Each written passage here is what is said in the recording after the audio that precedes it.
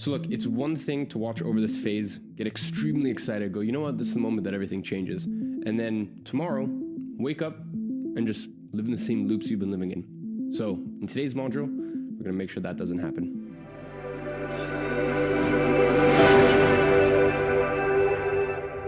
Let's get into it, keeping a tight ship. Now, in today's teachings, we are going to go over visiting Brain Gym every day, visualization and how to do it properly, affirmations and their efficacy, a beginner's guide to meditation, laying one brick at a time, upgrading our software and hardware, and the winner effect.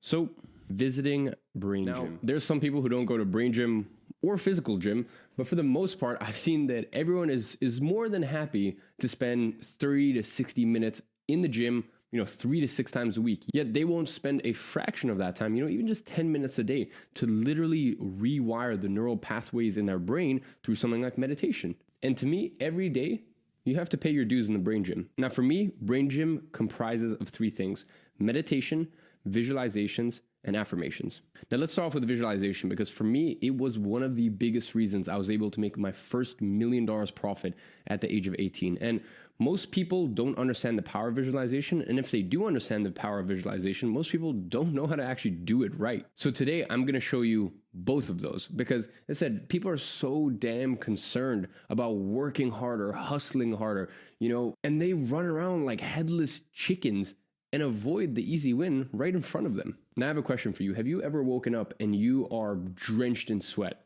Right? You've had a nightmare and your body has had a visceral physical reaction to something that's been going on in your brain, right? While you're dreaming.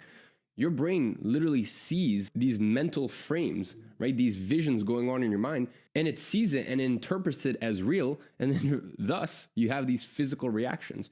And the reason I tell you this is because your brain actually can't distinguish between something that it visualizes and something that it actually has, especially if you visualize and then you also attach emotion to it. It literally cannot tell the difference.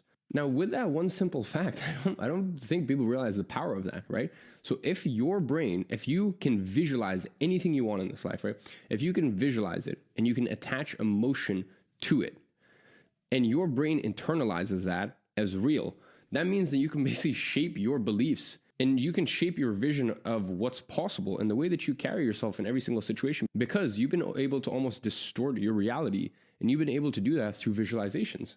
And this really opens up the keys to the kingdom. Now, let me tell you about a study to really just prove this, because I know for some of you guys are thinking, Eman, it's not as simple as that. And you're right, it's not as simple as that, but it's very close. And there was actually a study done by Dr. Biasiato, I think it's something like that.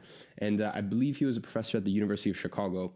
And what he did was he split up 3 different groups, and he tested their free throws over a certain period of time, right? As in like their basketball free throws. Now, the first group practiced free throws for an hour a day and did that for 30 days. Now, the second group visualized doing free throws for an hour a day and did that for 30 days. And the third group did nothing, right? No change from the beginning to the end. Now, the first group improved their free throw rate by 24%, right? By practicing an hour a day for 30 days. Now, what's crazy is the visualization group, right? The people who just visualize doing it for 60 minutes a day for 30 days, they had an improvement of 23%, a 1% difference. Now, the third group, they had no noticeable difference, right? As you can imagine, didn't visualize, didn't do it. Now, from this study, we can conclude that you can literally get better at something just by visualizing it. Now, my question to you is, what skills in your life? And here's really where we're going to transition into the next section and the next part of this, which is most people hear this and like, okay, awesome, I'm just going to visualize getting in a Ferrari. And that's not really how this works, right? Visualization is so powerful, and we'll get into this, when you can visualize actions, not results. So my question to you is, what visualization, what skills in your life could you nurture, could you visualize, and that you can replay again and again, you succeeding with? So what skills and what characteristics could you nurture and do that right in here, in your own personal kingdom, and then now manifest in reality?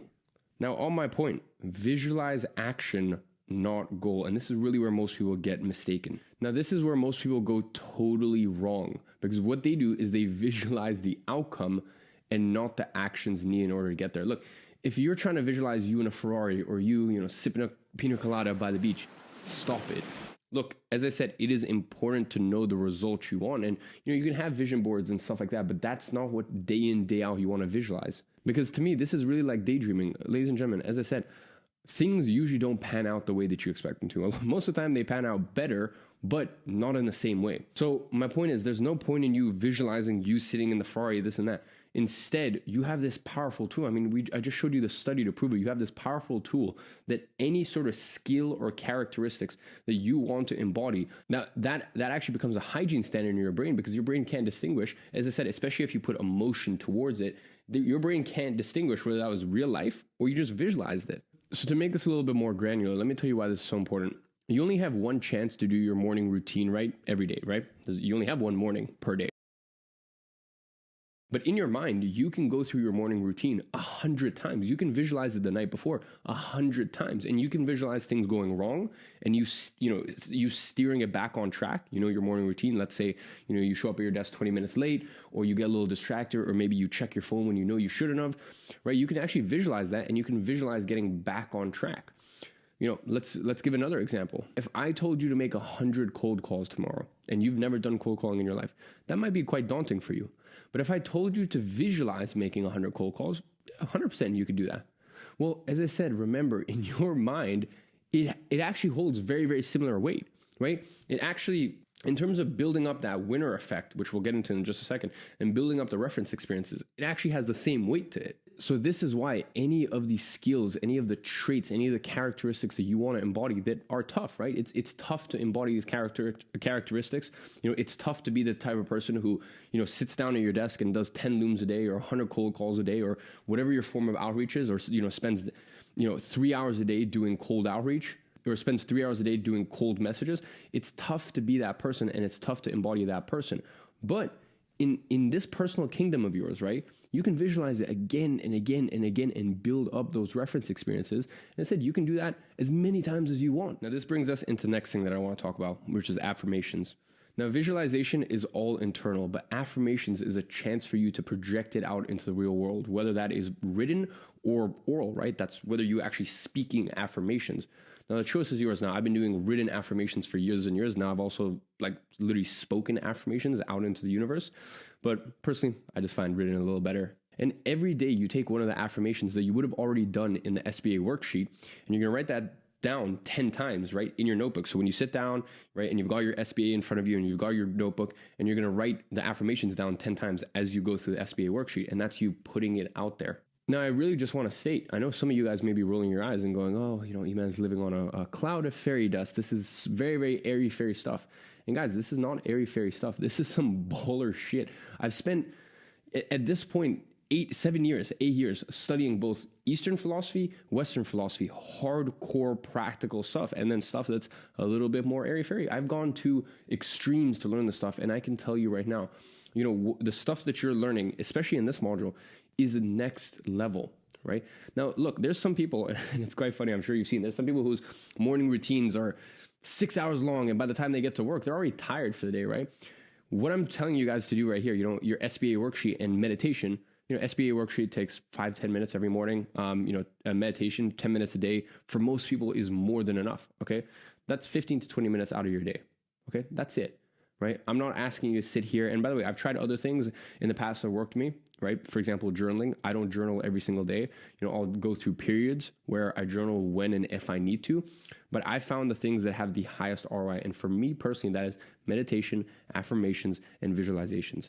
This is more important than pretty much about anything else, honestly. This is heavy, hardcore baller, let's get results type of stuff. And the thing is, a lot of people are so scared to do affirmations because it makes it real, right? When they put that pen to paper, that makes it real.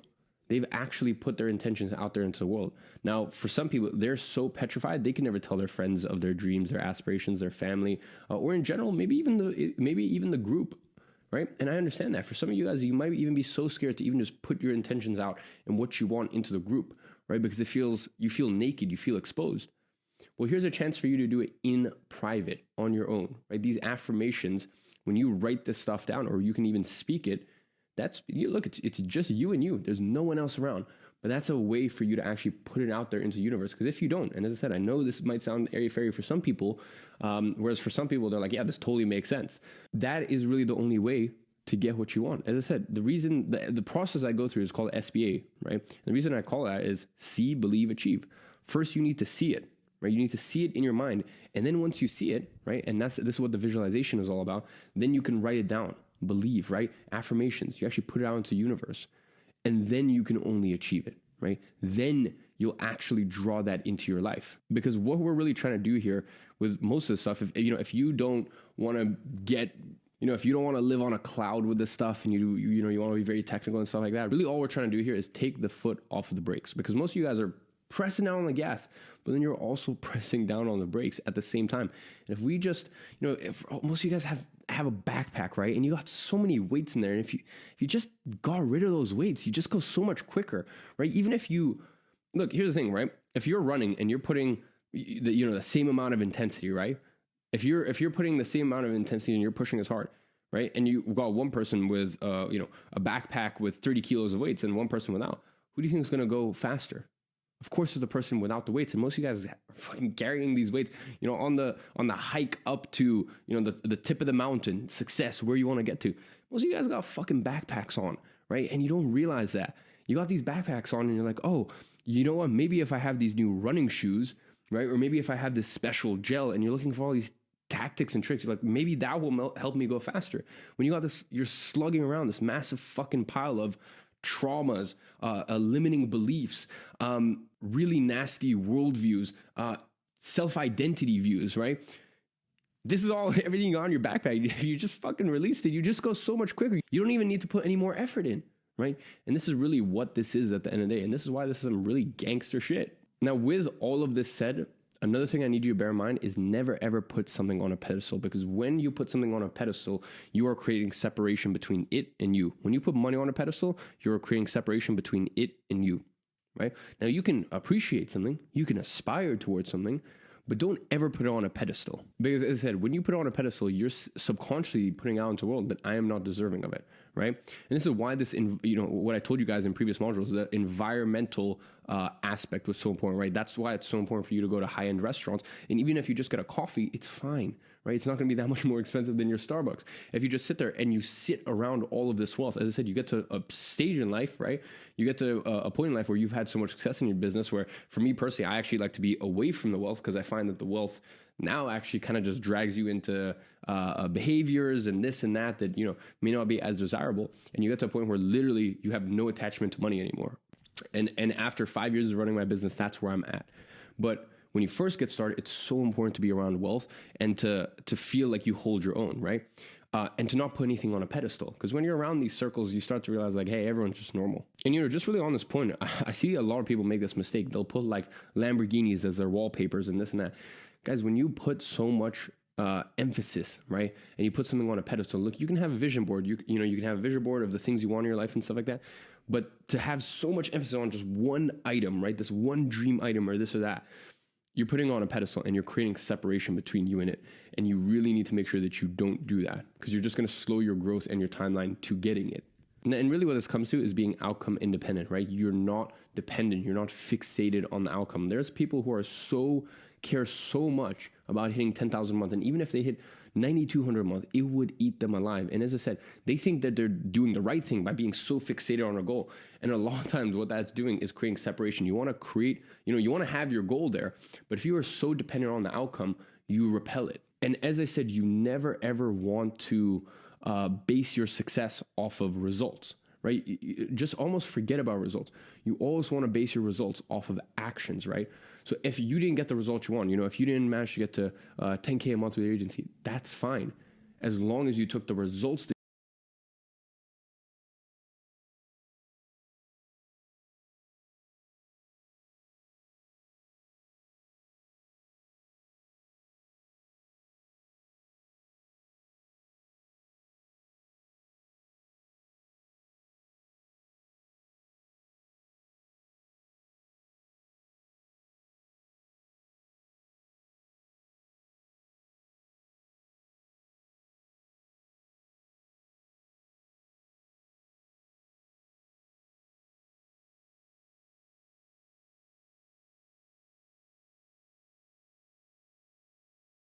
that you needed to get there. Because as I said, luck and timing has a lot to play with it. And, maybe this year you didn't get the results you wanted. Let's say in the next 12 months, your goal is to get to 10K a month with your agency.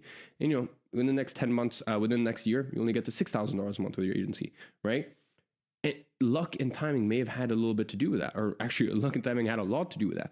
Now, if you repeated those same actions again next year and you stayed diligent, you might go up to 30K a month, right? Because as I said, it's, people, if you don't have results in this life, a lot of time people are like, oh, it's just you didn't work hard enough. That's not true. It's not true. It's down to so many factors, right? One of the other factors is what sort of track are you in life? Because some tracks are harder than others, right?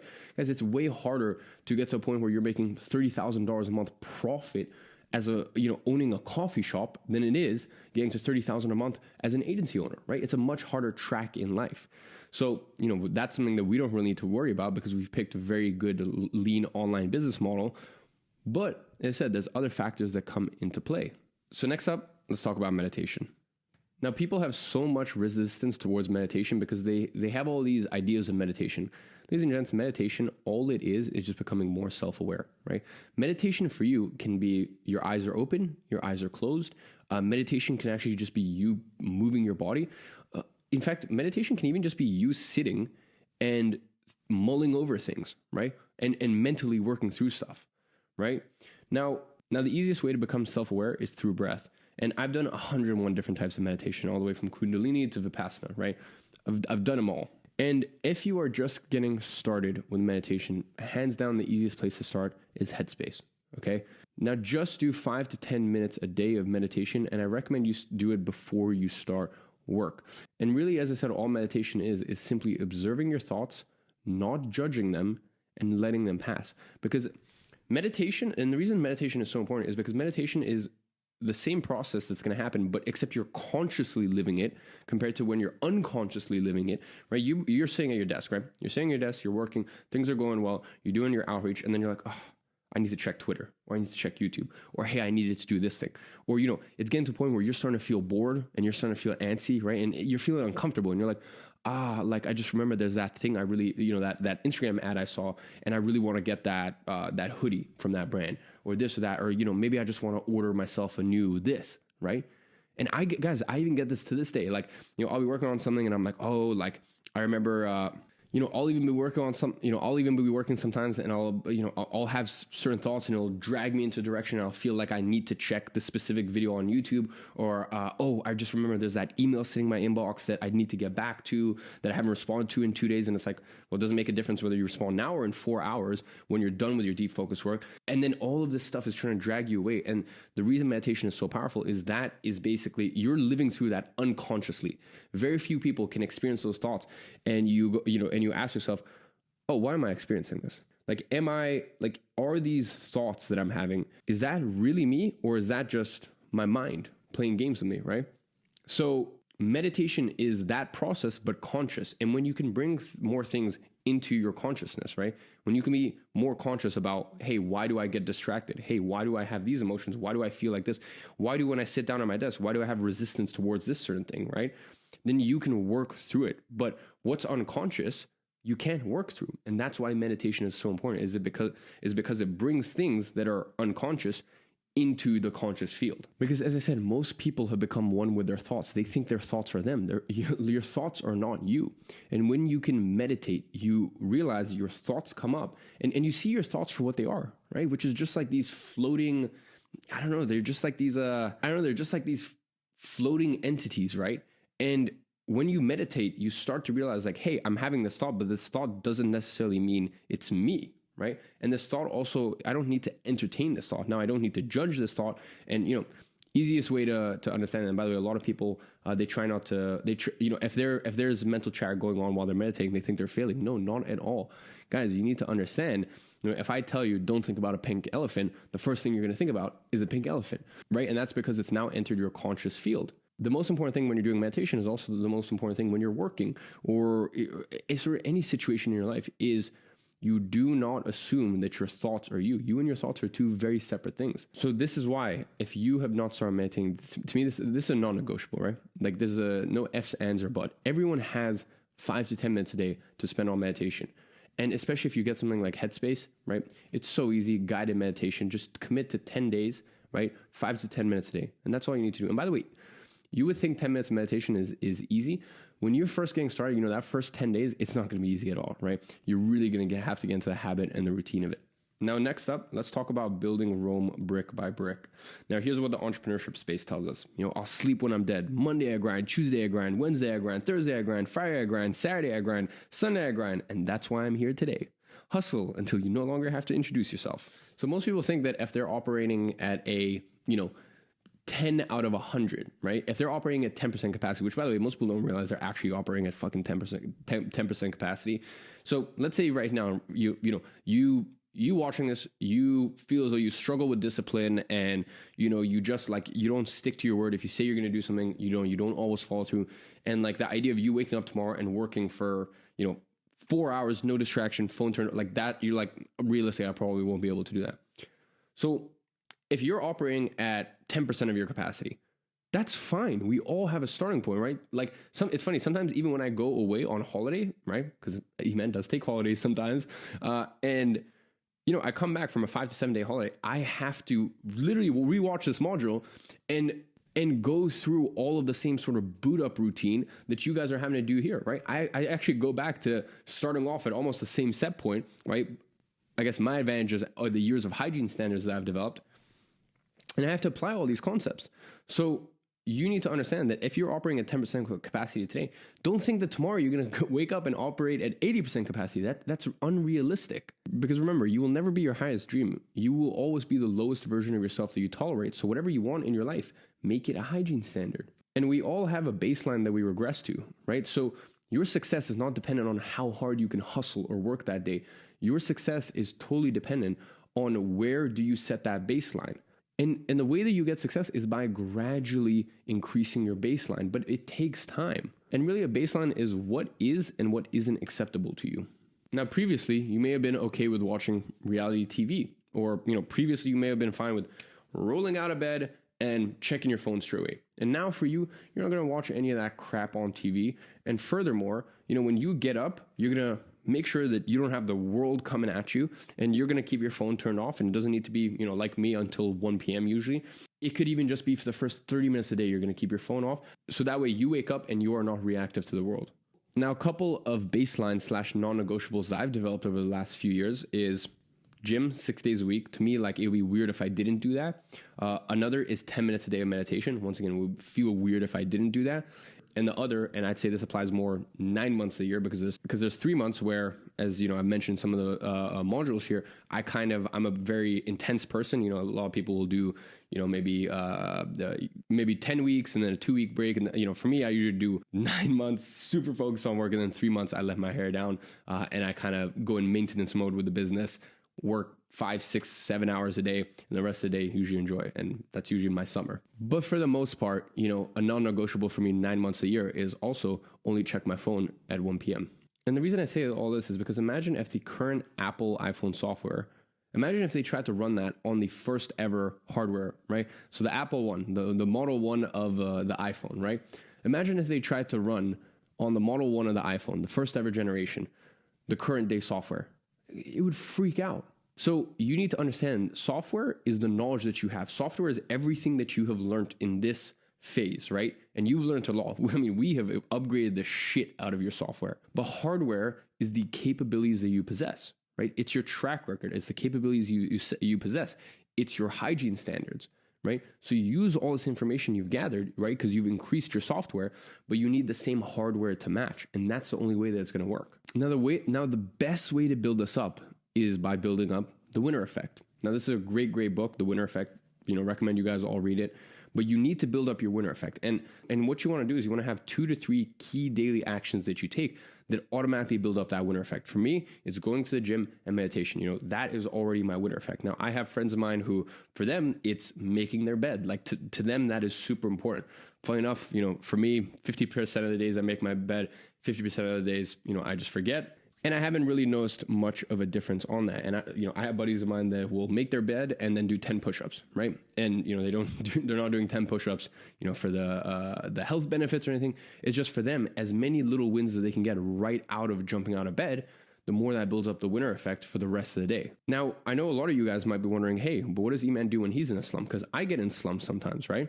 And when I get in slumps, the main focus that I have is building up my winner effect. So it's just stacking small little wins. Usually I find when I'm in a slump, things have gone really well. I've forgotten the things that got me to that point, right? And I'll let some of the things go. Maybe that day, rather than being as focused as I could be, I let myself get distracted a little more. Maybe my diet slips off slightly compared to, how rigid and solid it is normally. And I find myself, kind of slipping away from those winning habits. So first thing that I do when I want to build myself back up and build up that momentum again is focus on building up that winner effect. So basically just taking some small key daily actions and just building up that momentum that way. And people try to move mountains when they first start, and it's the wrong way to do things, because you need to understand, if you set a goal for doing 100 cold calls that day and you only ended up doing 50, which by the way is great, right? That's a great amount of cold calls. You've actually done more harm than good, because first of all, now you look at yourself and you're like, oh, I didn't keep my word, right? So you were much better off setting a goal for 30. And by the way, that's the other thing, is if you've done your 30, it's actually better if then you just, you stop there and you take the rest of the day off and enjoy it, right? Once you did what you said you wanted to do, then reward yourself, right? That's the other thing that's so important, is whatever you think is the right amount of work to do, probably do 30% less, hit that goal, right? Get those reference experiences of doing it for a few days, and then up that goal slightly and keep upping that goal and keep upping that goal, but do it ever so slightly. And if one day you up the goal and you don't do it, then the next day maybe pull back slightly, because the most important thing is that you have a track record of keeping promises to yourself. I'm telling you, that is by far the most important thing. And that's also how you build habits, right? So the other thing that you may want to do when you first start is, if you have something that's important to you, like for example, a certain amount of outreach that day, or maybe going to the gym, maybe that's something you struggle with, then set a reward for yourself after. Now you get to a point later, later down the line where you don't need to do that, but especially when you're first starting to ingrain that habit, do it. It's super, super important. So I'm sure everyone knows trigger, routine, reward. So let's use an example with me, right? Of like, I want a good focused work day, right? I want my morning work blocks to be super focused. So a trigger for me, that's why a morning routine is so important. When I go through my morning routine, I'm primed. That's sort of my boot up process. When you open up a computer and it has a boot up process, well, that's my boot up process, right? So that's my trigger, my morning routine finishing. Now the routine is obviously making sure that I do my deep focused work, and overall I have a good, work day. And then the reward, now, as I said, I'm at a stage right now where for me, the reward is just the satisfaction of having a good work day and knowing that I left it all out there in the playing field. Now, a few years ago, it may have been the case where I would have rewarded myself with maybe a TV series or maybe a documentary that I've been meaning to watch for a long time. Or very recently, because I've been working super, super hard, at the end of the day, some days when I know I have a really grueling day, if I get it all completed and I do it diligently, I've actually been enjoying a cigar towards the end of the day, as that's something I've been getting into recently. Now, the other thing is you obviously want to make sure that your reward doesn't it doesn't do more damage than it does good. So for example, like video games, right? Let's say you go through your entire day and then at the end you play video games, but then those video games trap you in. And by the way, guys, it's really important to watch out for these pitfalls, right? And it's really important to watch out what you introduce in your life. This is why I don't play any video games. I haven't played video games in, I don't know, like 7 or 8 years. Like, I don't know. It's just not part of my life. I don't commit to TV series. I very, very rarely, like I'm talking maybe one TV series a year, right? And usually it's like a documentary series, right? So like something like The Last Dance or Defiant Ones, like it'll be like an actual TV series, not like, a six season, like I've never seen Game of Thrones. I've never seen Breaking Bad, and I probably never will, right? Because the thing is, once you commit to those, usually you have to finish them off.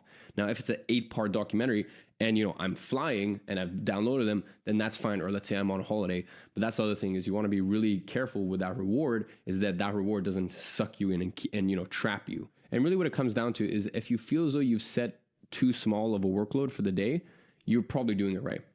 If you're setting a small amount, if you're looking at your next day's task and you're like, I could probably do more, perfect. Leave it at that, right? Because just get that track record of winning. I think the story of the tortoise and the hare is perfect, right? How, the tortoise went slow and steady and the hare went, super fast and then basically passed out, right? And basically just drained himself too quickly. Well, that story is pretty much the same depiction, except the issue, in our case, the tortoise soon becomes a fucking cheetah, right? Because as you go slow and steady, the amount of bandwidth that you have and your set point and your baseline goes higher. So soon you go from being a tortoise to a cheetah, but you don't ever regress back to being a tortoise, or very rarely, because cheetah is now your new baseline, right? In terms of how quick you can move. And I've screwed up many, many times with this, and this is just something you learn up, over the years.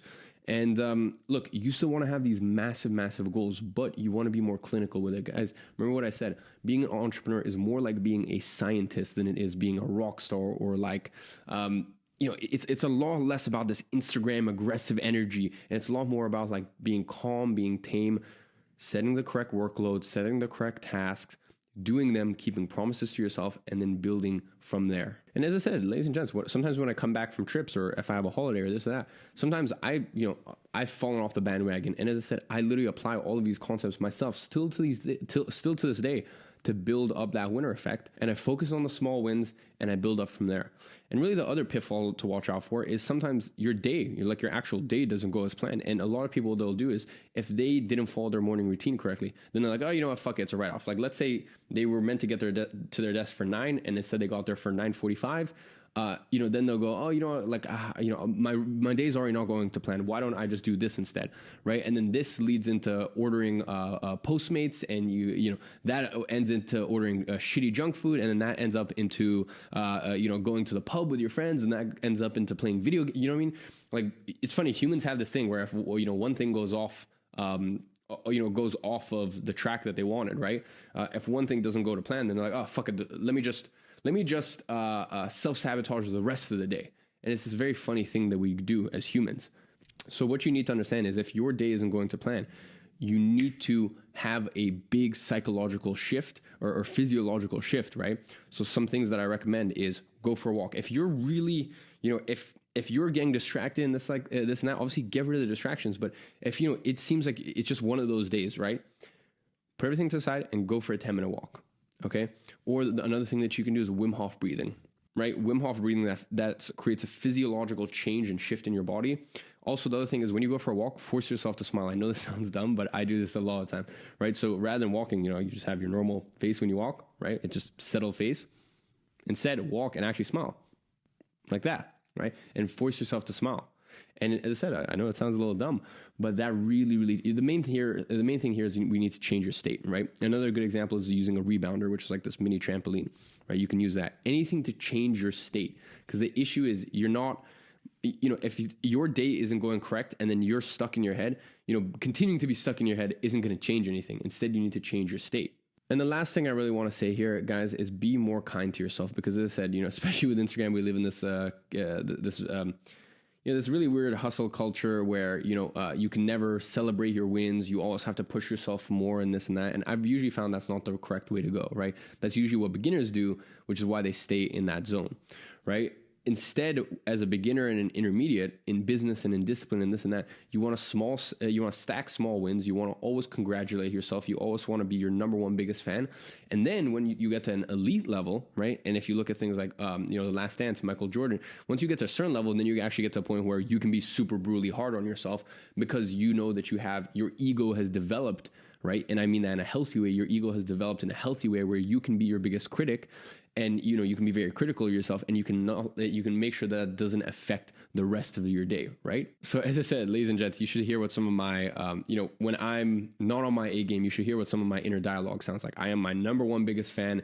And, as I said, if I fall off the bandwagon or I've just come back from a holiday, I'm my number one biggest fan. And I will baby step myself into stacking all of these small little wins. And that's the way to do it, really.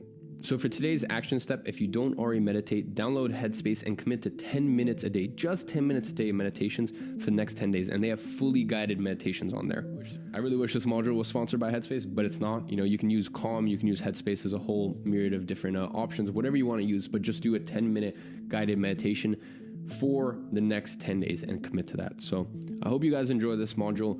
This is really what it takes to not only be successful, but to have longevity behind your success. So I hope you guys enjoyed it, and I'll catch you guys in the next module.